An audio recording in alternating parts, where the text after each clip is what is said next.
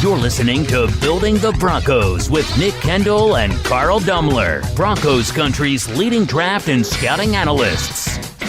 Get on over to milehighhuddle.com to sound off on all things Broncos. Hello there, Broncos country. It is once again time for another episode of Building the Broncos. I am your host, Carl Dumler, and with me as always, I have my co-host and good friend, Mr. Nick Kendell. Nick, how are you, man? Hey, I'm doing pretty well. Cannot complain too much. Football season is back. College football this weekend. I went to the Iowa-Northern Illinois game, which was a lot of fun.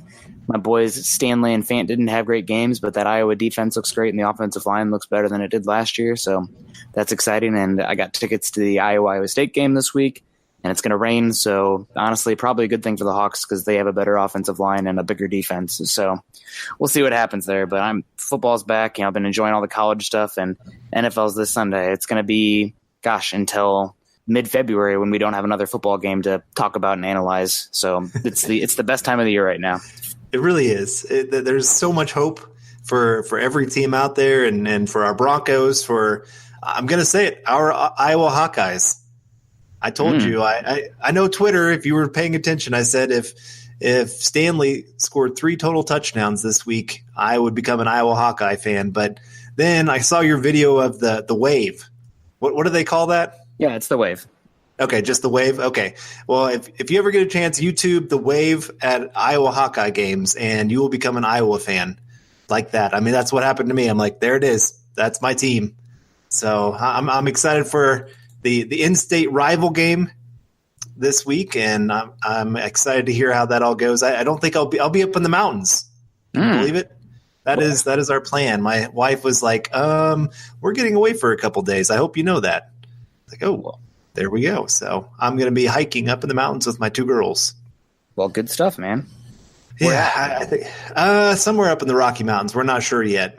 Okay. We have a family here in town that they have never been to the mountains in their lifetime. Man. And so we're taking them. We're popping that cherry of going to the mountains. There's no better place, man. I know. I agree. Love it. But let's get back to football here. And we want to let you know that our Building the Broncos podcast is focused on all things pertain to your Denver Broncos, especially as it relates to the NFL draft, the offseason, and putting a team together. With Nick and myself being armchair GMs, we'll be bringing you fresh insight and analysis each and every week in every single episode. From scouting reports, player values, scheme and personnel fits, and a little general football-related banter. You can follow myself on Twitter at Carl Dumler MHH, as well as follow Nick at Nick Kendell MHH. And be sure to tweet us any questions or opinions you have, because we live for talking Bronco football. You can also follow the podcast Twitter account at HuddleUpPod. And make sure you check out ours and our co-writers' written content at milehighhuddle.com, a part of 24/7 Sports and an affiliate of the CBS Sports Digital Network. We know you listeners are as football, draft, and Bronco crazy as we are. So please give us a click and subscribe to us on iTunes as well as Stitcher. And don't forget to share us on Facebook and Twitter. We wouldn't be here today without you listeners. So as a call to action, please go and take the time to go to iTunes or Spreaker to rate and subscribe to let your voices be heard on how you enjoyed the show. Now, before we get to all of our football content for the day, we want to say thank you first to our great sponsor, Audible. Get a free audiobook download and 30-day free trial at www.audibletrial.com/huddleup. Over 180,000 titles to choose from for your iPhone, Android, Kindle, or MP3 player. Again, that's www.audibletrial.com/huddleup. All right, Nick. Well, we have our week 1 matchup, of course, that we're going to talk about quite a bit. But we have our first official 53-man roster. Our depth chart is set for the Broncos. And I thought it'd be good for us let's go through this. Just look at our 53-man roster and see where we agree with the Broncos, where we maybe disagree, and just see what is this team going to look like for heading into the season. And, of course, you got to start with the quarterbacks. And a little bit of a shocker this weekend that Paxton Lynch, my boy, who failed me and pretty much has cost me a keg of beer. Thanks a lot, Paxton. Yeah, not just a beer at this point. It's a keg. It is. It really is. It was that bad. I definitely owe you a keg on that one. But so he is gone. So now the Broncos depth chart is Case Keenum, Chad Kelly, Kevin Hogan. What do you think of that quarterback room? I don't mind the first two. The third one kind of has me scratching my head. I remember Kevin Hogan just absolutely laying down the law against the Hawkeyes in the Rose Bowl. But, man, the guy with a very limited arm strength, a wacky release, and I really just don't see anything about him that screams anything besides, guy that's probably will be on a few more rosters in his career. But if he sees the field, you are probably getting your butt whooped because I think he just lacks NFL talent. Right. So maybe he'll bring something to the quarterback room. I'm not sure there. He's a Stanford guy, so he's probably not stupid. But I don't really see what he brings to this team. You got Chad Kelly and Case Keenum. Is Kevin Hogan really going to be that stable guy that comes in? Because I would get bringing in a veteran or anything like that, but that's not Kevin Hogan. So it really doesn't make sense to me, honestly. Like the difference between Kevin Hogan being that third quarterback and Paxton Lynch being the third quarterback is you do get to remove that dark cloud from Paxton Lynch staying on the roster, but you also are out a bunch of money now. So I don't really get that move. But other than that, I mean, Keenum's going to have to prove it to me still. He's definitely the best the Broncos have had in a long time. I mean, just look at what they've had with Mark Sanchez, garbage. I don't even know if he's on the team anymore. Brock Osweiler back up for the Dolphins and did not look good in preseason. Paxton Lynch is a free agent, and the Vikings were tempted to move on from Trevor Siemian. So that's what the Broncos have had to deal with at quarterback, the most important singular position in all of sports over the last few seasons. So Keenum, even if he's a bottom 10 quarterback, he's going to be multiple echelons better than what the team has had for a few seasons. Yeah, I can't disagree with you there. I think the Kevin Hogan move, from what I understand, it sounds like the Broncos were having trouble getting veterans to want to come to Denver, just in the fact, who wants to come and be third string?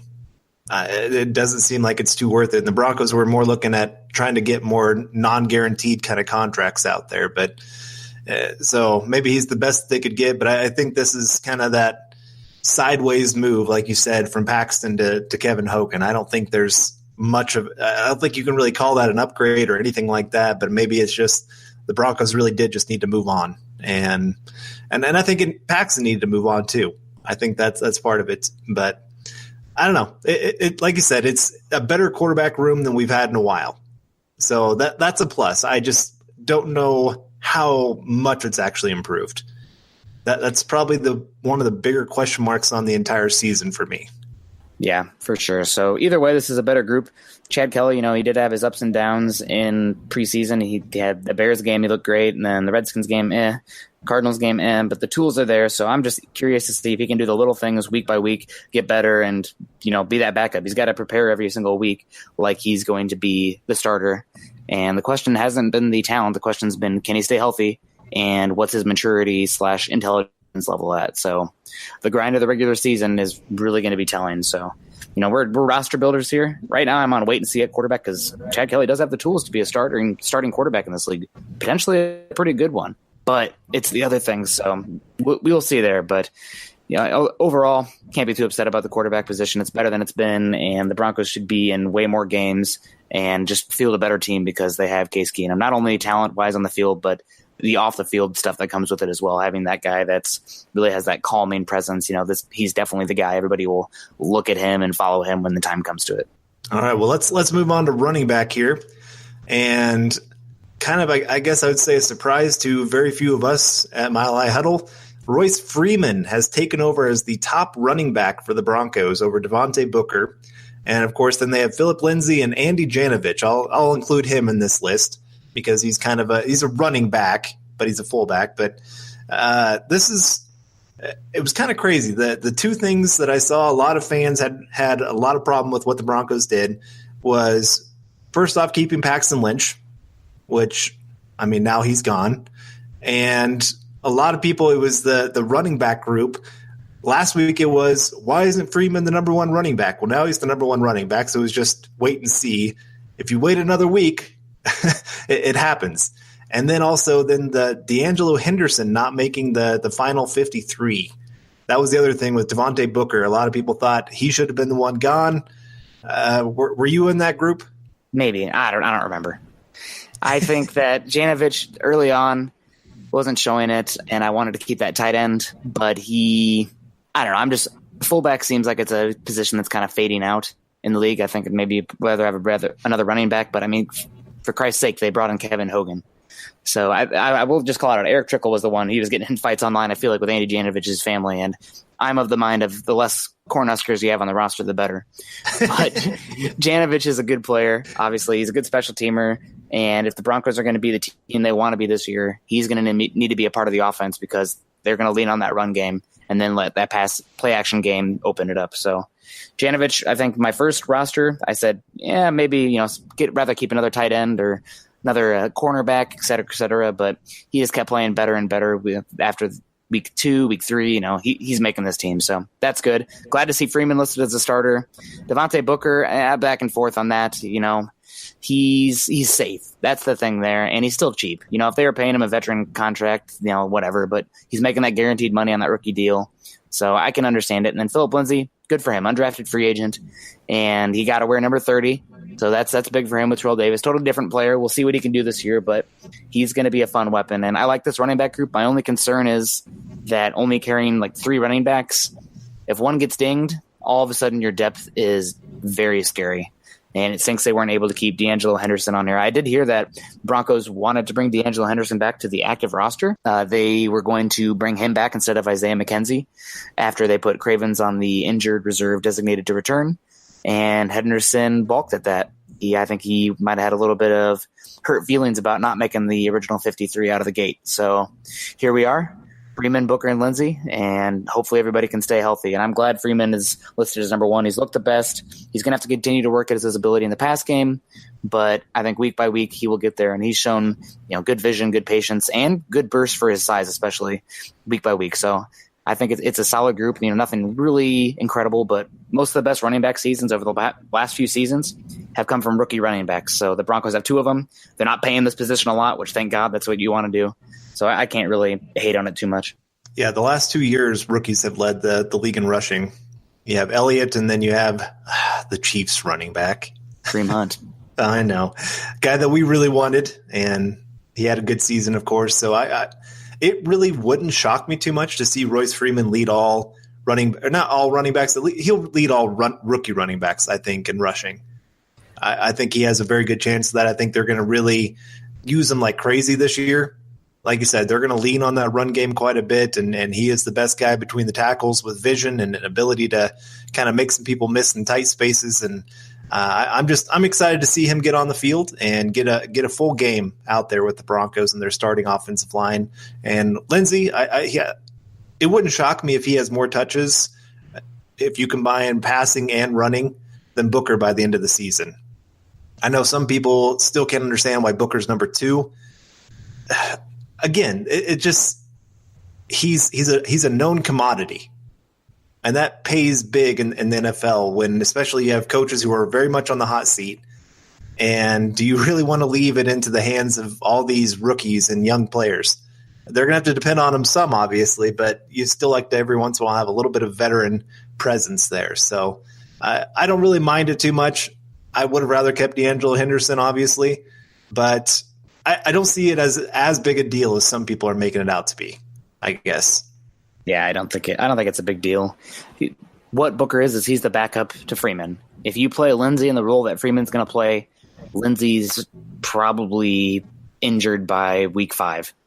Like you don't want him being a banger between the tackles. Booker, while he's not amazing between the tackles, at least he can play that role. So that's what it is. Booker is Freeman's backup, and he's listed as a running back, but not all running backs are the same. Look at the Patriots. They totally specialized skill set for the position.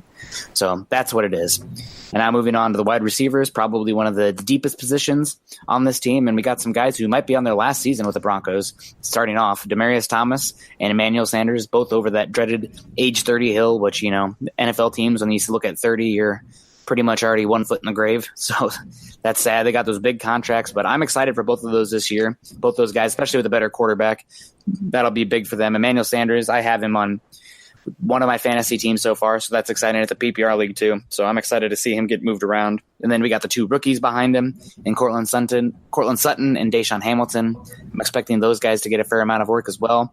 3 wide receiver sets, even some 4 wide receiver sets. These guys are going to be talented and have more and more of a role as we go forward. And then Tim Patrick made the roster. Good for him. 6'5". He was showing more and more in special teams, which he had to do to make this team as preseason went along.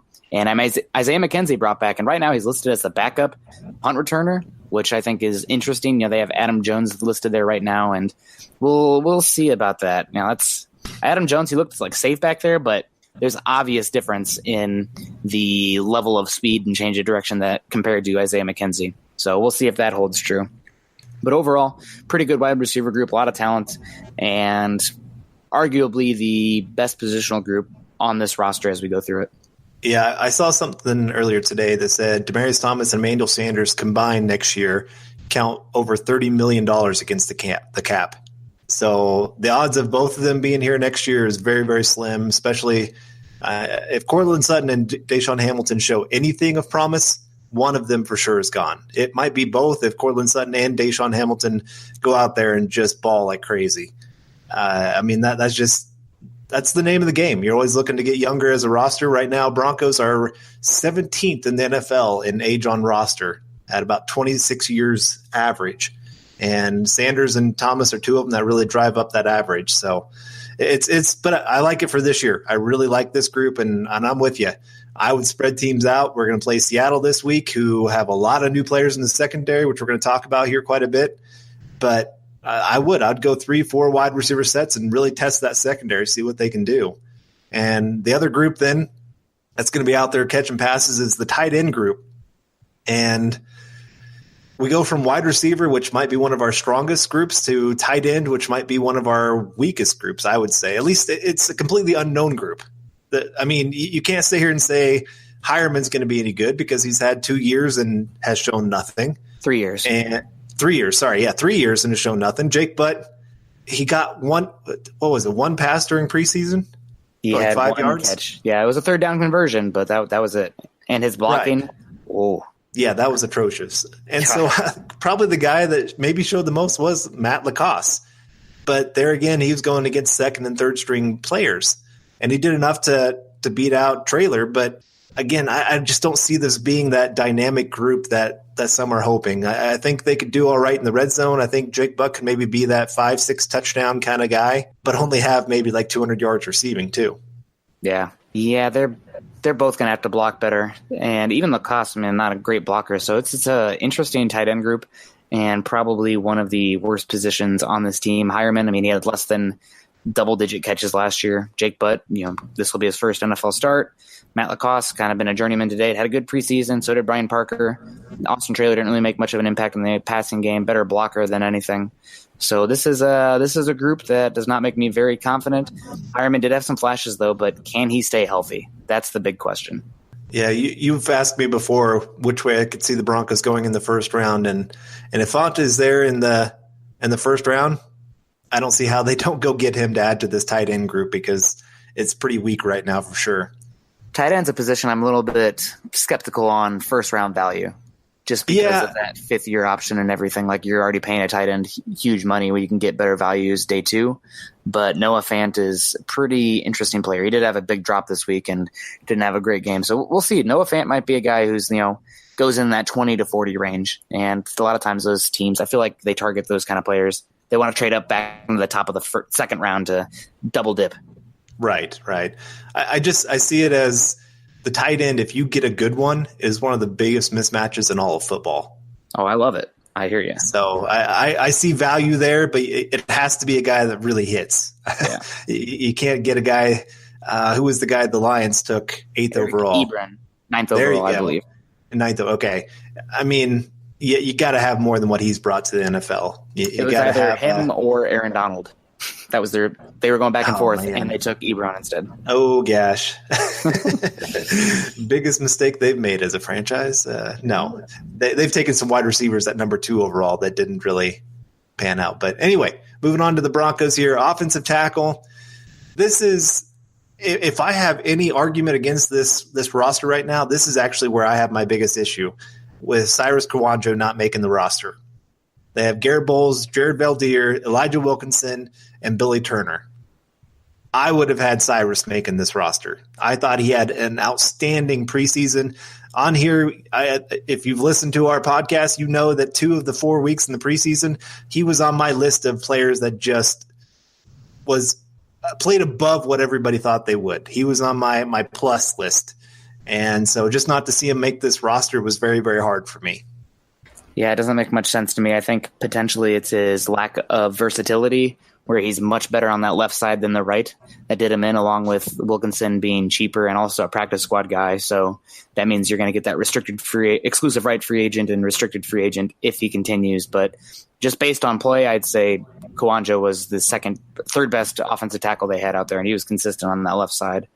So, yeah, I mean, Elway just keeping up with his Alabama hate. He never drafts Alabama players and doesn't want to have them on the roster, I guess. So what can you do? But that's okay. Garrett just got to stay healthy. Garrett Bowles has looked better and better. There's still some mental processing questions, technique questions, but I think he's going to look better this year than last year. Develop into an average left tackle, which second year on rookie contract, I'll take that. He's definitely a better run blocker than a pass blocker, but the potential's there. He's a great athlete. I mean, he's definitely a top 10 to 15 athlete of all offensive tackles. So I think he can develop into an average left tackle this season. You just got to cut down on those penalties and be a little better with the mental processing, but he's there. Veld here, man, solidifying effectively the entire offensive line. He's got to stay healthy last year of his contract, but I feel much better about the offensive line with those two there than I have, for the past 3-4 seasons. Wilkinson, cheap, young guy, he's from Temple, developing, has some guard ability as well. And Billy Turner, if Billy Turner is playing left tackle, you just might as well punt the ball because quarterback's going to get killed. So he's a good run blocker, and I think he's going to be the guy. Musgraves has liked to use those heavy sets before with 6 offensive linemen. He did that a lot at the Raiders, and Turner is a perfect 6th offensive tackle because, you're probably running the football at that point.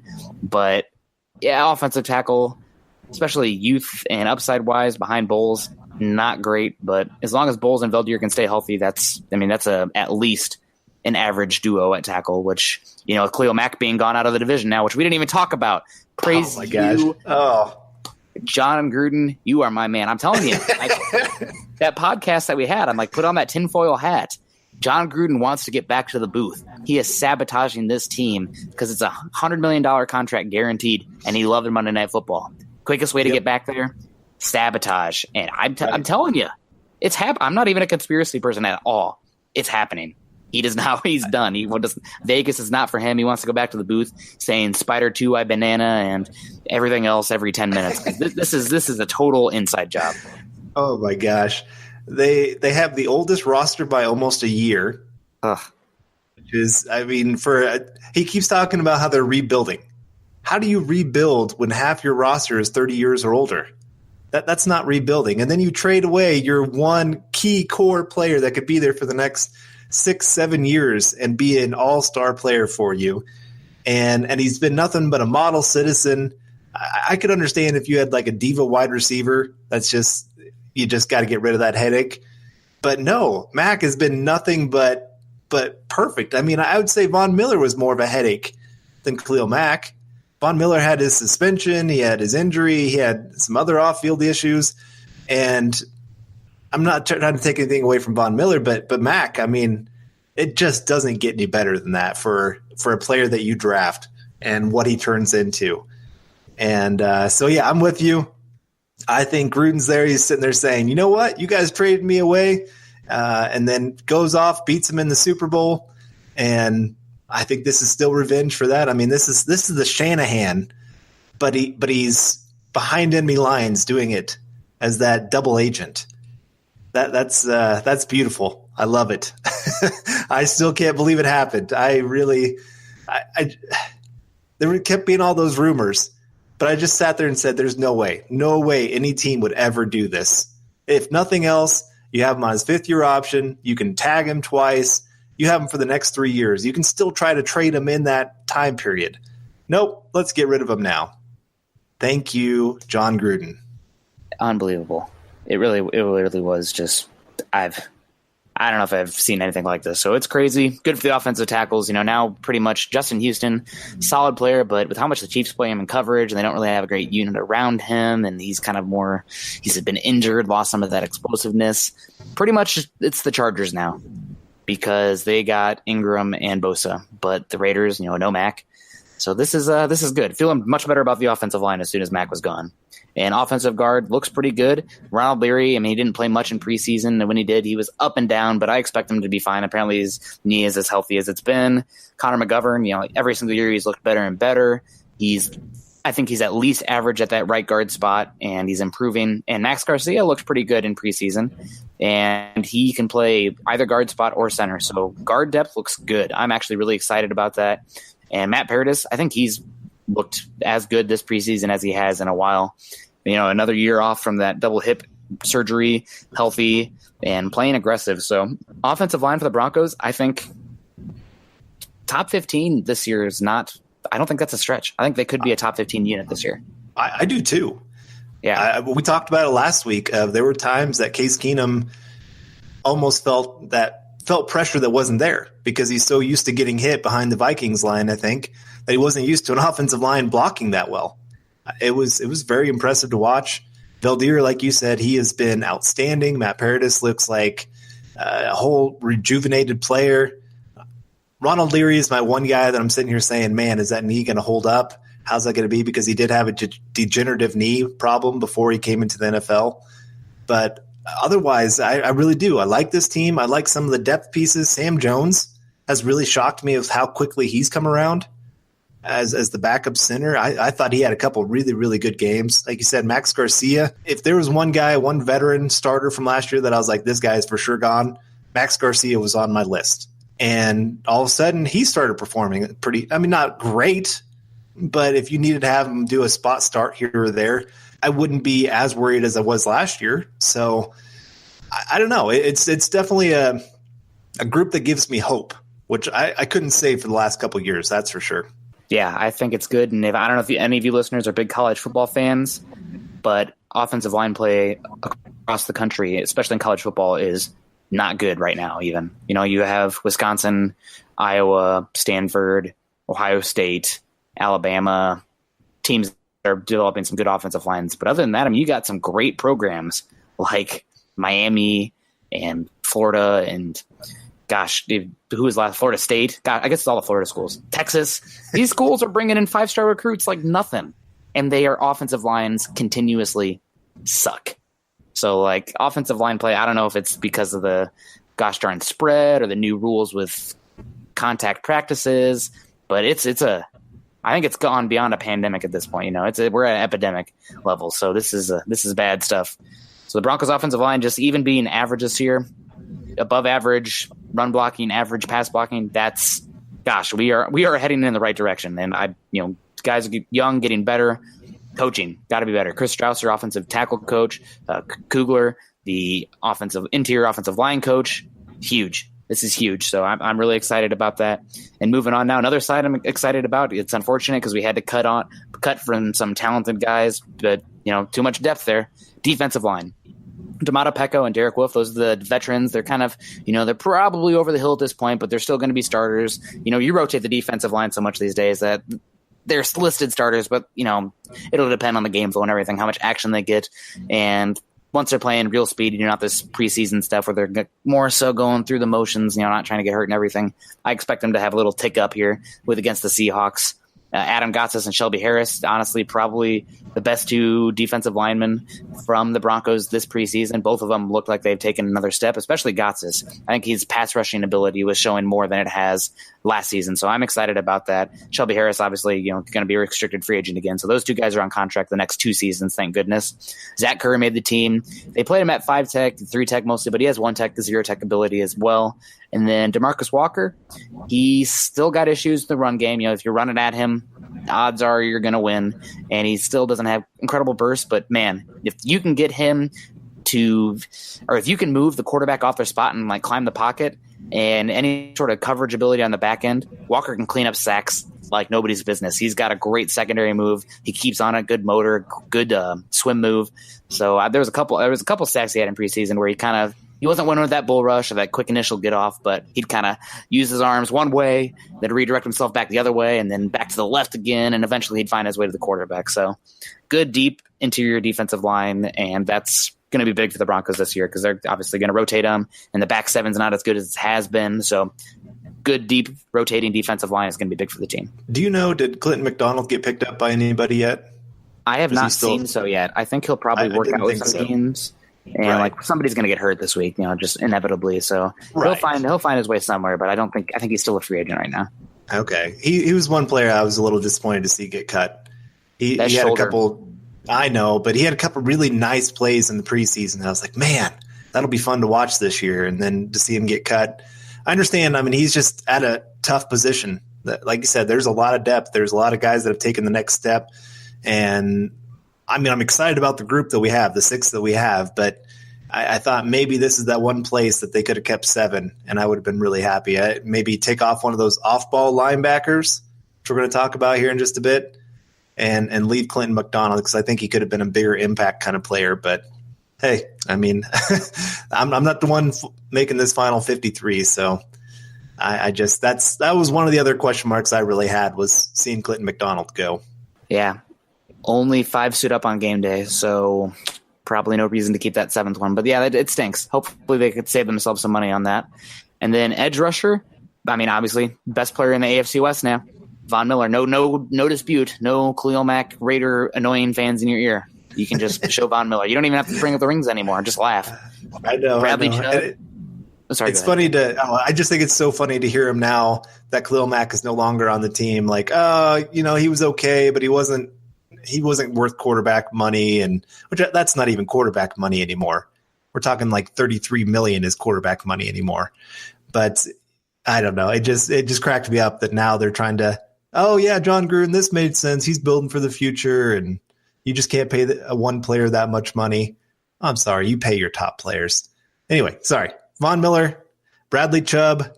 Very excited to see what Bradley Chubb can do here. First game in. He's going to have a pretty tough matchup against Brown for Seattle, but I don't know. I'm excited to see what he can do. And then Shane Ray, of course, everybody kind of thought maybe he would be the one that got traded. There was some phone calls that were made to the Broncos about him, but obviously not enough value there to get rid of him. And then, of course, Shaq Barrett, another guy that's been around here, played well as a very good reserve guy. So I'm excited to see him back as more his regular position of coming in and just being that bullet off the line. But what did you think about Jeff Holland not being on the 53-man roster? Disappointing, but thank God that they were able to bring him back to the practice squad. So I thought for sure, keep him there. He flashed. I thought maybe somebody would pick him up. But teams are pretty much more interested in bringing back their own guys most of the time. So we'll see there. Shaq Barrett, I thought, was better than Shane Ray in the preseason.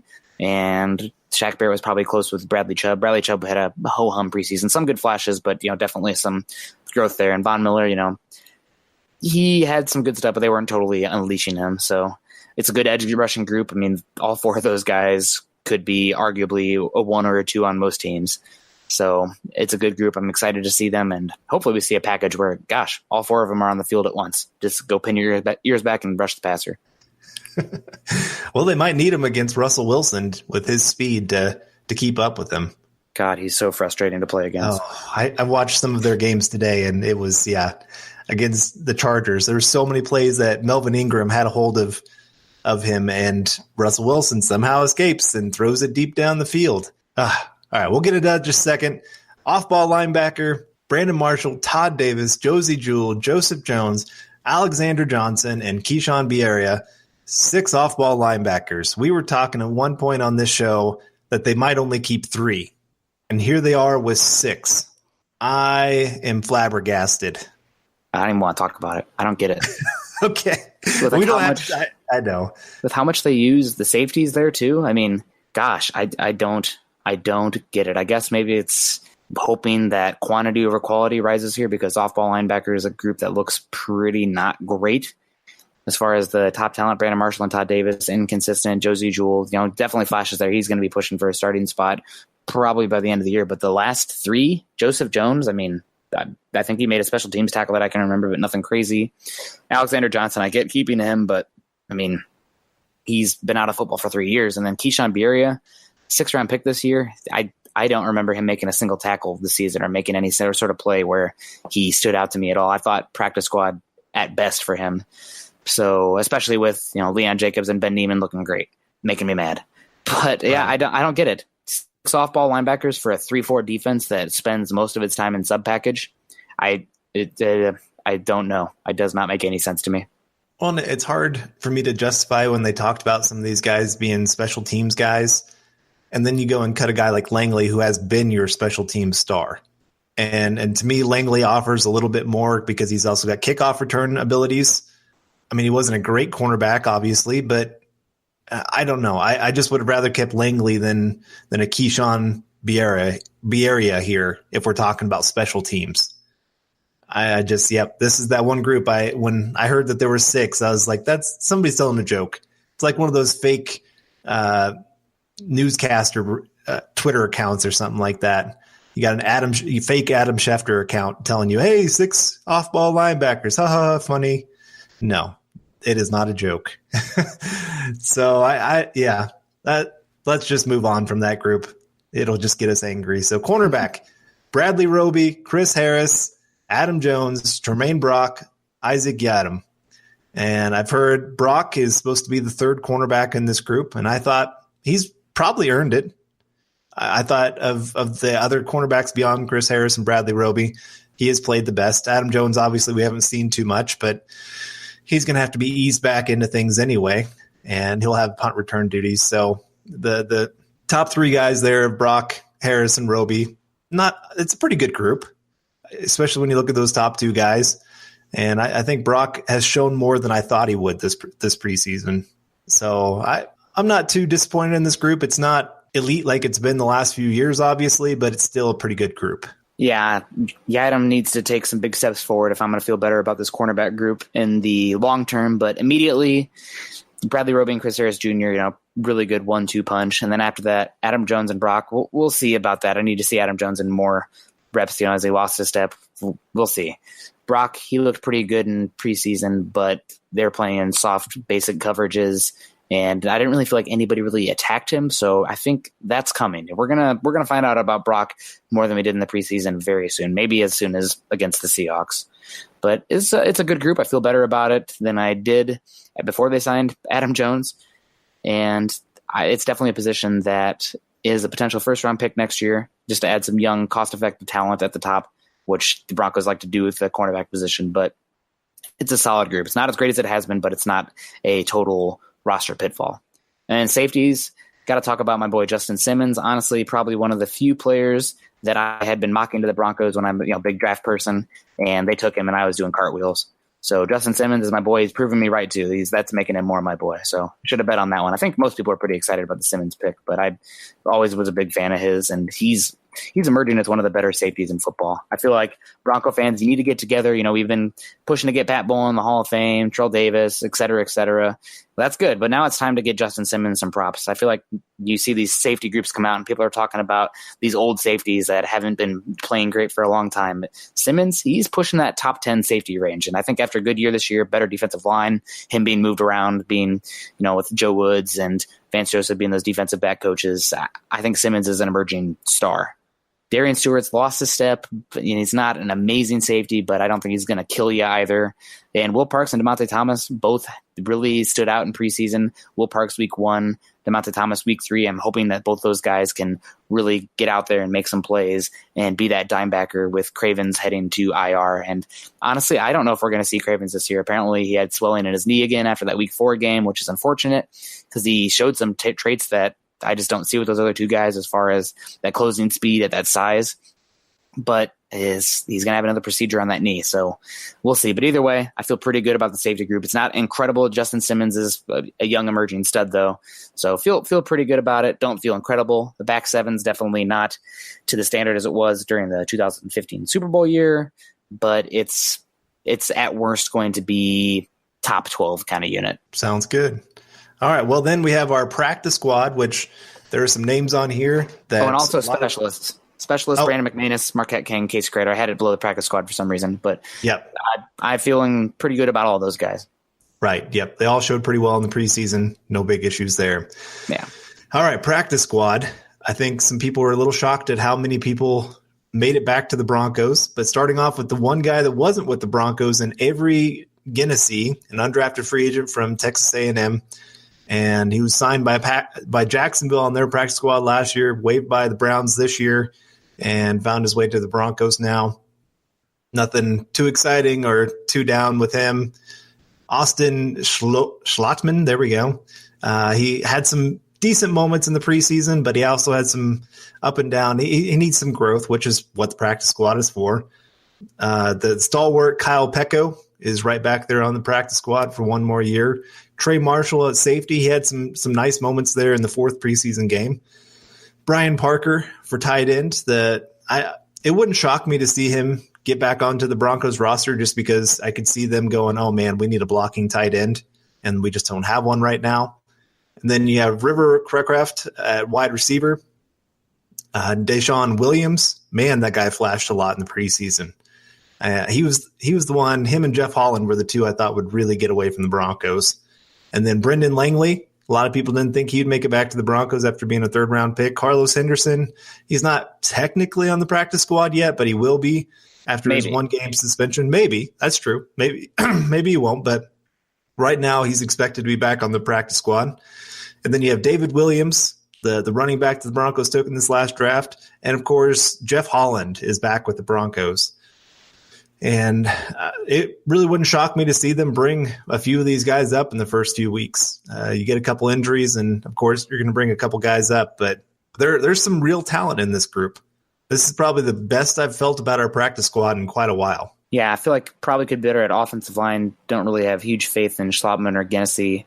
But Pecco's back again, We'll see about that. But Trey Marshall looked good in that Week 4 preseason game. Brian Parker, he flashed. I mean, that apparently was a pretty hard decision to go between him and Lacoste. So Brian Parker looked pretty good. River Craycraft, up and down, he was standing out in practices, didn't really stand out in the preseason game. So it's kind of that three-tier thing where you need a guy first to stand out in practice, then they stand out in preseason games, and then they maybe stand out in the regular season. So he's still a ways away, but, he's a potential slot option. Deshaun Williams, like you said, him and Holland were two that I was really expecting to get away. Same with Brendan Langley, to be honest, too, just because the upside, the tools are there. And I did hear from somebody that Langley came into camp looking pretty good and then kind of started to trail off. Maybe he wasn't going all out as far as his work ethic. So we'll see about that. But he did return to the squad, so that's interesting. And David Williams, they kept saying he had great feet. He showed pretty good hands, and I'm glad he's back on the practice squad. He's probably more of a jag, just a guy, but they have a body that knows the system and can come in and play if either Booker or Freeman get hurt. So that's good for the team. So I think it's a pretty good practice squad. I'm curious what's going to happen after Week 1 because they probably will want to keep Carlos Henderson, although maybe somebody else picks him up. I don't know. There's a lot of teams that were pretty high on him, but there's a lot of questions going on there with him as well. But overall, pretty good group, and I feel pretty solid about the roster. I think this is probably still a 7-9 to 9-7 team, but with the Raiders losing Mack and the Chargers having all these injuries and the Chiefs playing the rookie quarterback, AFC West is wide open. So we will see. It's going to be interesting. And just last thing I want to note again before we move on here, Carl, you owe me a drink. Paxton Lynch is gone. All right. Well, I'm coming in November, so that's when you're getting your drink, man. You and your fiance. You're going to watch Clayton Thorson's ugly throwing motion. All right. Well, we still have a bit to get to, but before we do, let us tell you about why you need to become a Mile High Huddle VIP subscriber. Mile High Huddle's approach to covering the Broncos isn't just about reporting the news, although we do pride ourselves in being able to relay you all the breaking news on the Broncos as it's happening in real time. But what we like to focus on is breaking down the Broncos from an in-depth perspective. From all 22 film reviews, X and O's, deep dives on player evaluation, and now with the regular season here, breaking down tape from those games, our premium members get the best, most in-depth coverage. To become a Mile High Huddle VIP and get access to 100% of our written analysis and VIP insider forums, just click on the green banner at the top of the website. Click the monthly or annual option and you'll be locked in. From there, you get access to everything we produce, which includes any insider information we pick up along the way. We work hard to bring you the best Broncos coverage and analysis on the web. We ask you for your support by becoming a VIP subscriber. Pull the trigger, and you have my word, you will not be disappointed. All right, well, moving on now, we got the Broncos' first regular season game, and they get the Seattle Seahawks at home. It's going to be that second time slot, so not a night game, but not an early game. So I don't know what time that is for you. It's normally a 3 o'clock slot over here for me in the Central Time. Are you in Central Time Zone, Carl, or are you in Mountain? Okay. I'm Central Time, just barely, but I'm Central Time.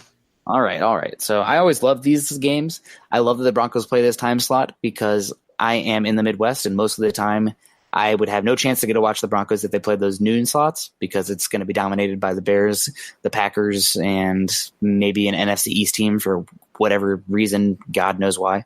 But that seems like what it is. But luckily, normally the AFC West will get a 3 o'clock, 4 o'clock matchup. So fingers crossed most of the time. That mostly recently that's been the Broncos because they've been the better team in the AFC West. So it'll be interesting. And the Seahawks, not a great team. They're kind of like what the Broncos have been recently.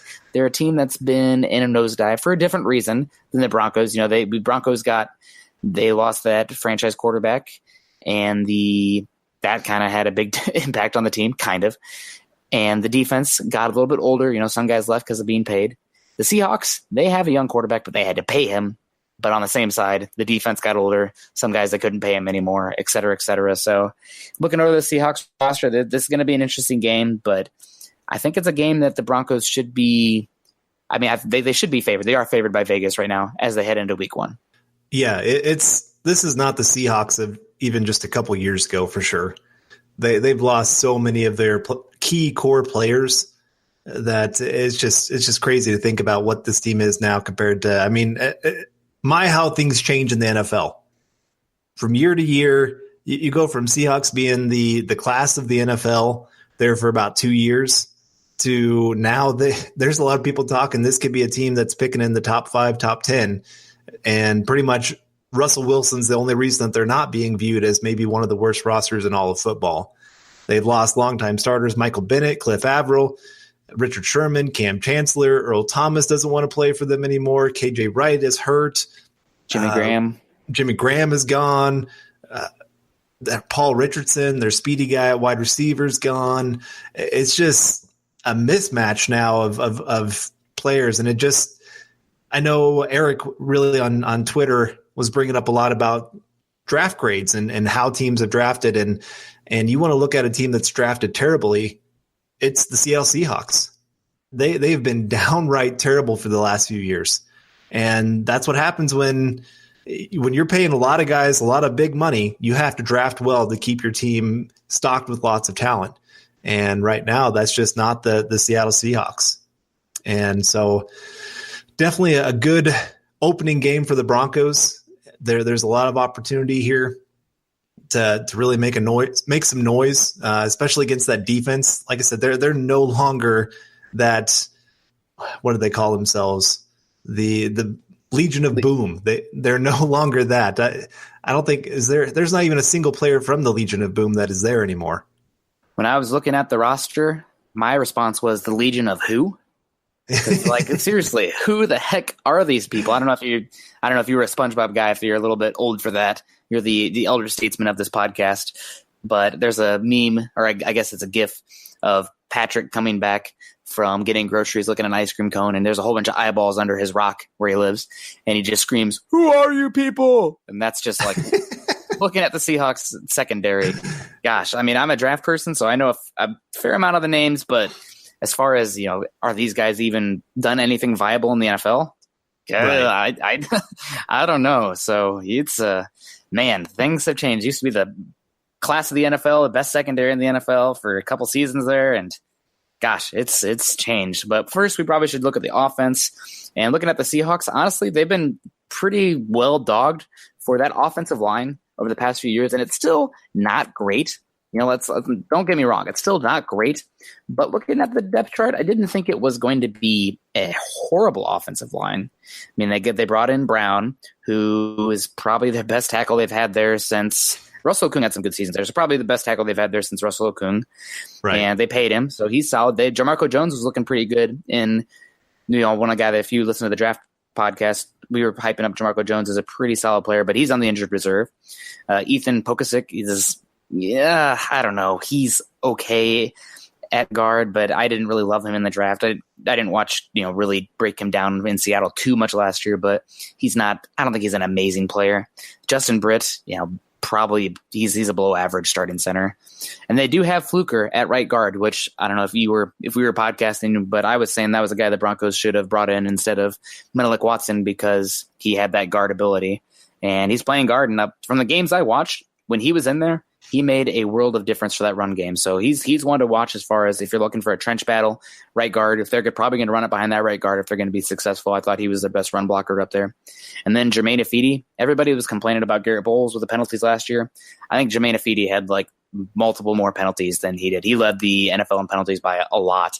And Von Miller gets to go against that. So that's exciting. But the offensive line, I think it's improved. I mean, obviously adding Dwayne Brown's good, and I think Fluker, he was drafted as a tackle. He doesn't have the foot speed for a tackle. They put him at guard.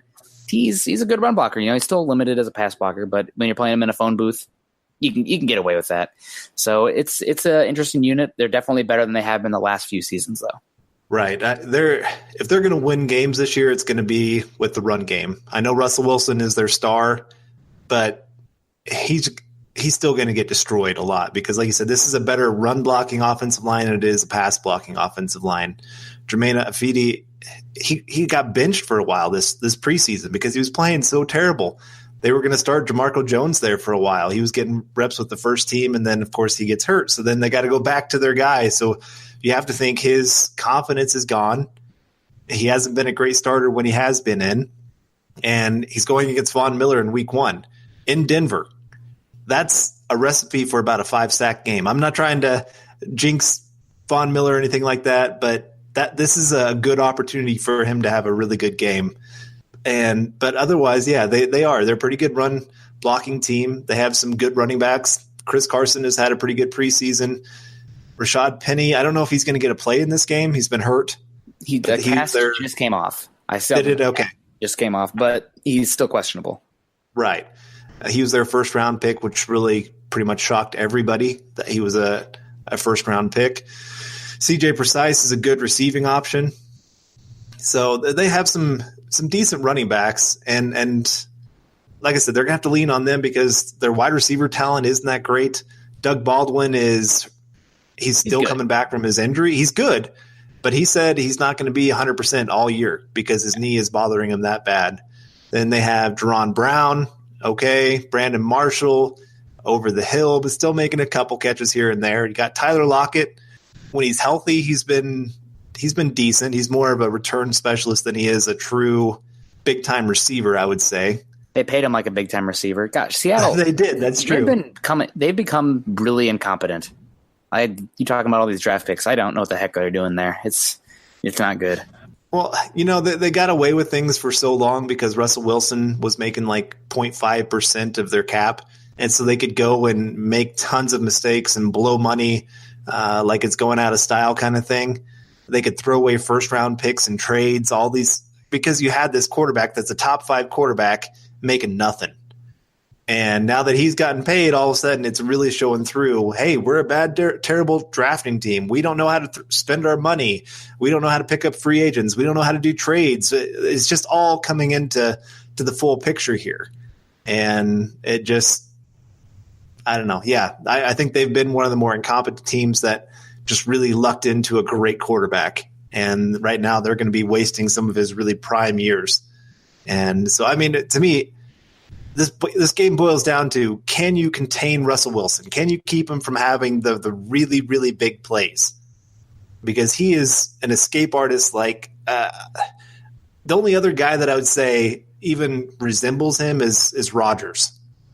Those two, at their ability to dance in the pocket, make guys miss, keep their eyes down the field, and all of a sudden take a negative 15-yard sack and turn it into a 50-yard touchdown. It's just phenomenal. And he can just turn games because as a defense, you sit there and think you're going to have this great play and boom, it goes the other way. It drives you crazy unless you're a Seattle Seahawks fan. Yeah, he's literally one of the most infuriating quarterbacks to play against because you got him dead to right. Sit in the pocket, drifting. Poof, he's gone 10, 15 yards. Like, gosh darn it, really, really irritating. But also, he's not big. You get a clean hit on him, you can do some damage. So it'll be interesting. And getting back to this wide receiver group, I mean, everybody's injured or something. Tyler Lockett hasn't suited up. He had a turf toe injury. He has a toe injury right now. Like you said, Baldwin's hurt. And Jerron Brown has looked pretty good. David Moore has made some plays. Brandon Marshall more of a red zone guy, but not really a great group. Definitely don't really have size. So I'm excited to watch Chris Harris Jr. go against Baldwin. I think that's what will happen. I'm sure they'll move him around, but it'll be I think that's advantage Broncos. This isn't really a great receiving group, and if the Broncos can stop the Seahawks on the ground, I think that's the make or break for when the Seattle offense is up against the Broncos defense. Broncos defense, hit or miss with that run defense in preseason. Linebackers not being great. Even those veteran defensive linemen sometimes getting pushed off a little bit. So if the Broncos can keep the Seahawks from third and short, keep them underneath 4 yards per carry, Broncos defense is going to make it a really hard time on the Seattle offense. Yeah, I agree. They're just going to have to – the secondary is going to have to remember they have to keep playing till the whistle. Yeah. Like I said, Wilson with his ability, I think his time to throw when he was under pressure was over 4 seconds because he just made guys miss. And trying to cover for 4 straight seconds as guys are running deep and running crossers, all those kind of things, it's asking a lot of your secondary. And that's why he was, I think, second or third in deep yards last year and third, I think, in touchdowns thrown on deep passes, which is 20 yards or longer. And so, I mean, he's looking to go deep. He's looking for those big plays.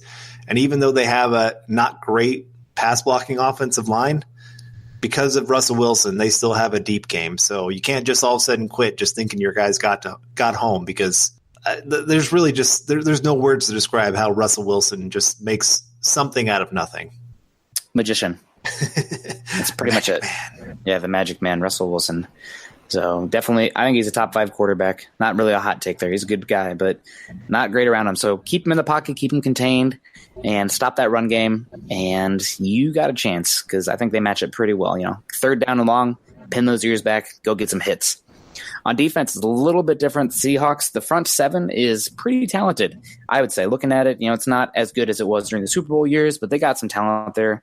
They got Jerron Reed, who doesn't really offer much as a pass rusher, an Alabama defensive lineman, but he can clog the run game pretty good. Nazir Jones was the guy I was a fan of in the draft, and he's been dealing with some injuries, but he's got length, totally more of one of those 3-4 type of body types where he's like 6'5", 310 pounds, but interesting guy there.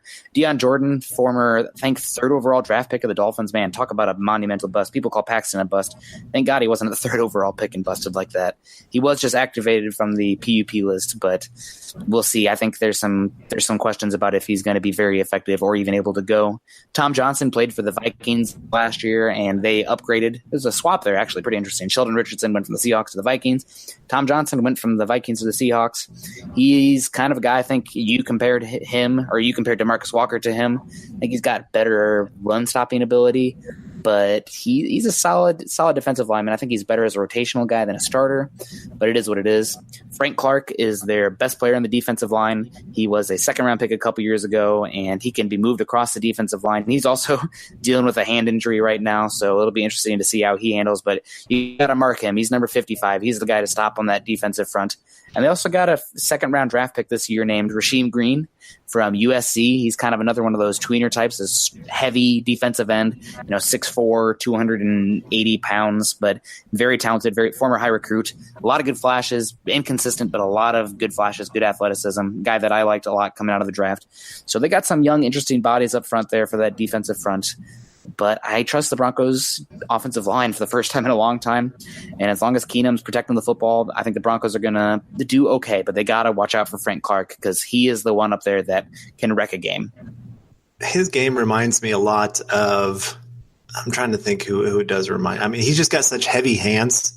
Yeah. The man just throws people around. He's very, very underrated. He doesn't get talked about as much as a lot of those guys. I think I had marked – I think there's – maybe 15 or 16 edge rushers that have had 19 or more sacks in the last 2 years, and he makes that list. So he's definitely up there of getting after the quarterback, and we'll have to see how he does now that there's not Bennett on the other side to kind of keep attention away from him. He had a lot of one-on-one matchups. I don't think he's going to get as much of that this year. So I could see his sack totals just going down because he's going to be more the featured guy. But, yeah, he's definitely a guy to keep an eye on. He likes to line up on that defensive right side, offensive left side. So that's going to be Garrett Bowles. But he does move around. They're going to try to find different matchups for him and just see what they can get because they want to get him those one-on-one matchups. And then another guy they like to send on blitzes is Barkevious Mingo. And Yes. He's flashed a little bit this preseason. I was actually a little bit more impressed with him than I thought I would be. And He's always been a good athlete. Yeah. Oh, yeah. He's always been that. He just never quite put it all together. And then, of course, they have Bobby Wagner, guy that some are arguing is maybe the best middle linebacker in football right now. It's either him or Kuechly. Both have had injuries. Yeah, that's true. So it's kind of a toss-up between the two of them, but he's that one true stalwart still left from that Super Bowl era that's just still an outstanding player. KJ Wright is hurt right now, so I'm not sure if he's going to get a play. They might have to start their rookie, the one-handed Shaquem Griffin, who's been pretty decent so far. I think some people questioned how he'd translate to the NFL, and so far so good.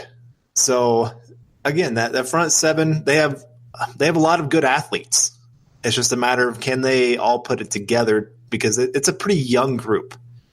They don't have, like I said, those consistent players that they've had in the past that you just knew exactly what you're going to get from them. Right now, you have a lot of guys that have high potential, but just haven't always shown it on the field yet. Yeah, KJ Wright is injured as well, I believe, so he's not going to be out there. If he is, it's going to be limited. Right now, he's been dealing with it.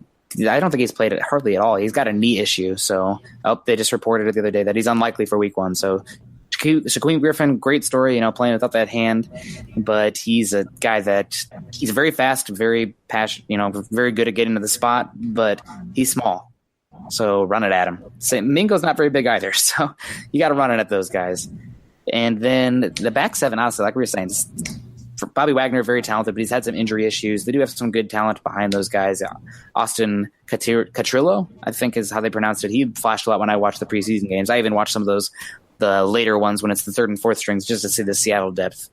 But the secondary, like we talked about, man, who are these people? I know some of them from the draft, but seriously, what a difference. They got Shaquille Griffin, who is the brother of Shaquem Griffin, solid player, got the dreads just like Richard Sherman did, but the far cry from Richard Sherman. Solid player, but second-year player.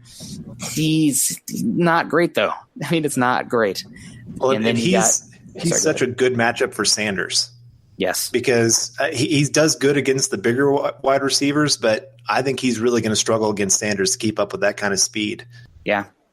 Yeah, it's that quick twitch stuff. He's not great at changing direction. So that'll be a good one. Try to get them isolated. Although with how much zone the Seahawks have historically played, it's not really so much attacking that one guy as it is finding that spot. But that's beside the point. And then they got Tedrick Thompson, free safety, because as we know, Earl Thomas has been holding out. It sounds like that's going to continue. So Tedrick Thompson, former Colorado guy, solid player, but athletically limited. And if you beat him over the top, I mean, that's a touchdown. So he's a solid player, can make some plays on the ball, but I think he's limited. And then Bradley McDougall, who's been injured. So he's a solid player, but he's missed some stuff. The Seahawks, man, they're really banged up. He's had a pectoral injury, not really a huge player. And then the other cornerbacks, Justin Coleman, Simon Thomas. I mean, it's not good. This secondary is really lacking talent, which Legion of Boom, nah, it's the Legion of Who. It's not great. So the Broncos, honestly, if they get that ground game going, that's good. But I think you're going to have some matchups where these weapons on the outside, the wide receivers, can take advantage. Oh, definitely. This is, like I said, this is a game where I work to spread out Seattle and really test that secondary because it's definitely the weak spot of that defense. And if the offensive line can hold up and Case Keenum can be as accurate as what he's been the last couple of years, man, the Broncos could put up a lot of points in this game. And I still want to see the run game get going, though. And I think they still have some opportunities with this group to get some. Seattle was kind of up and down the preseason. They had some really nice plays in the run game, but they're kind of like the Broncos where they gave up some nice runs too. So I think the Broncos can get a little something going. And if they can, then play action, boom. It's a knockout punch. This is one of those games I feel pretty good about the Broncos' chances here. I do think we need to talk about their special teams real quick.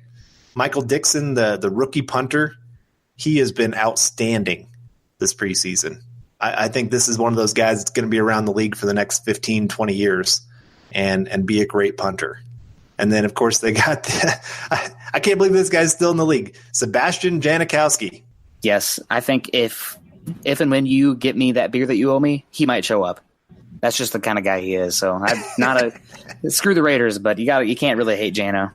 I know. He's just one of those guys you're like, oh, man, a regular guy could make the NFL. He could make him as a kicker because he just looks like a guy that chugs beer all day and then comes out and kicks a few field goals. I love it.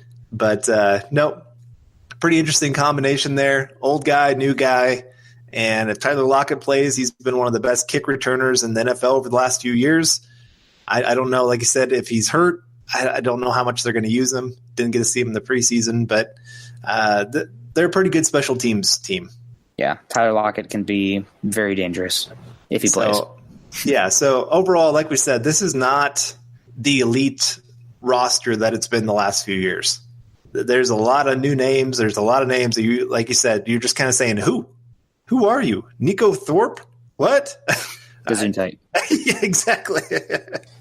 Exactly. I don't know who – I do know who these players are, but you just don't know what they're going to bring to the field yet. And I want to circle back around one thing that we didn't talk about now looking over the roster. The Seahawks tight ends are not going to give the Broncos linebackers too much trouble, I think, which is big. They got Nick Vannett, who is another Ohio State underwhelming tight end. He's their best receiving tight end, and he's kind of a two-way tight end. He's an okay blocker, okay receiver, but not really great at either. And then they drafted the guy from Washington, Drisley, who is a very, very good run-blocking tight end, but practically offers a diddly as a receiver. So, again, that run game for Seattle, that's kind of how this team is being built right now, but the defense does not scare me. I think this will be a decently high-scoring game, but it's totally flipped of what it used to be. The offensive line's better and better. The run game is going to be solid because they got some good guys. Will Dissly, Nick Vannett, they're going to probably use a fair amount of 20 or 2 tight end sets.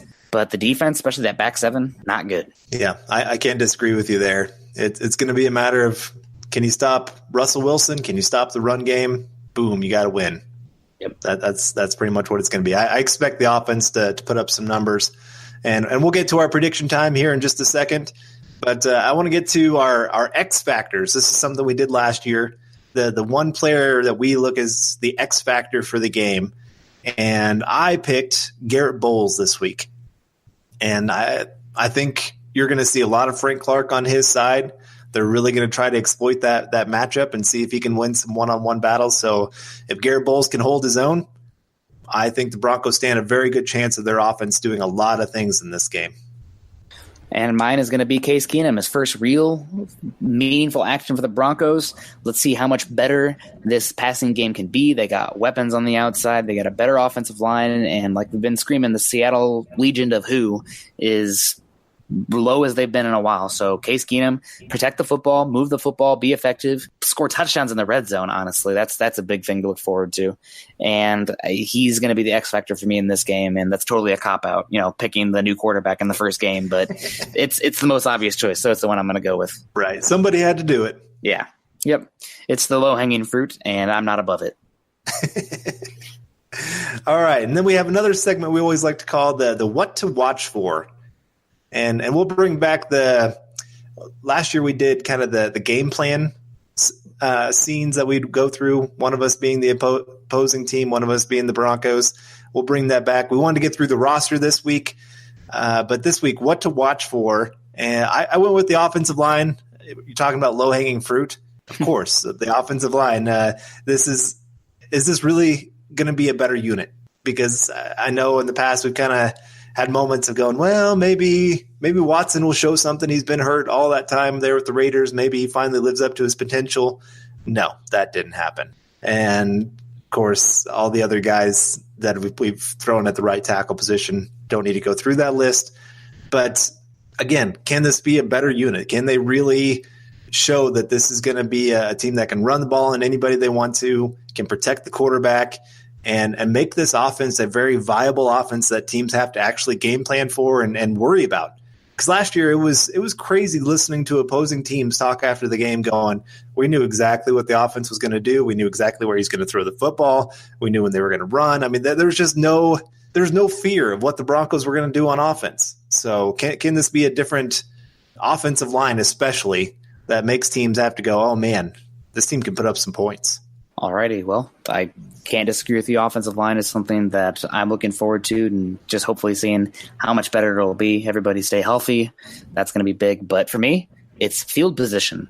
Whether it be offense or defense, the Broncos were dead last season in field position. They were I think the Browns were closer to the 12th ranked team in terms of average starting field position than the Broncos were from them. So the Broncos were far and away, they were an outlier. That's how bad they were in terms of field position. That had to do with crap special teams play, that had to do with all the turnovers. So the offense always had to go very far to score, and the defense constantly was given a short field against the team. So average field position is going to be big in this one, especially with a team like the Seahawks that can score some chunk plays and look like they're better built for the run than they have been in a few years.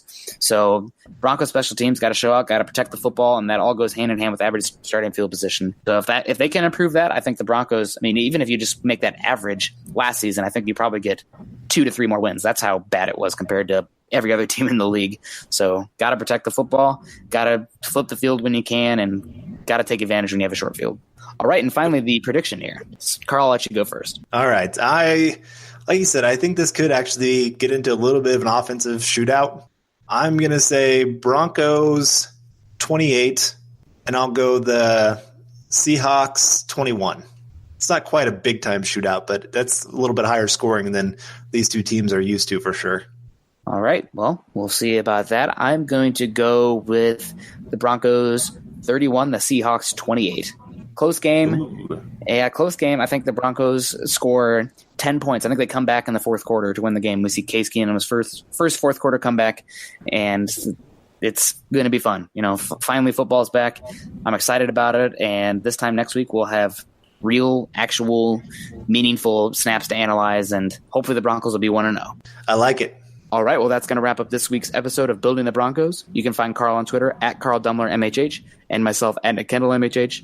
Also, make sure you head on over to Mile High Huddle, a new affiliate of 24/7 Sports and CBS Sports Digital, to find ours on our co-writers' articles related to the Denver Broncos. Head on over to iTunes and leave us a 5-star rating and a comment. Your support can help us continue to bring you our Denver Bronco deep dives. We aren't just here to bring you the news, but an in-depth analysis each and every week. You can follow the Building the Broncos podcast and all our other great audio content by subscribing to the Huddle Up podcast on iTunes and for Android users, Stitcher, as well as check us out on YouTube. You can follow us on Twitter at Maha Huddle and at Huddle Up Pod. Again, please be sure to subscribe, rate us, and reach out to us and leave a comment because we love interacting with you fans. Once again, I'm Nick Kendell for Carl Dumler, wrapping up another episode of Building the Broncos podcast. We hope you enjoyed it, and we will see you next week. Go Broncos. You've been listening to Building the Broncos. Join Broncos Country's deep divers at milehighhuddle.com to keep the conversation going.